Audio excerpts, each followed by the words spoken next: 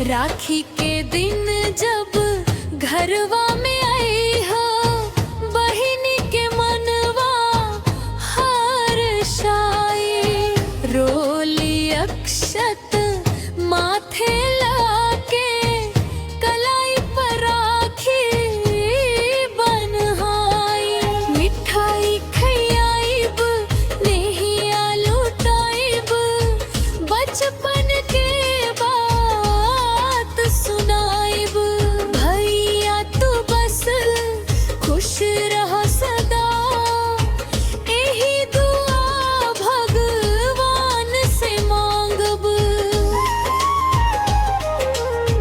दूर भले तू शहर में रहा, दिल से कब हूँ दूर मत होइहा। राखी के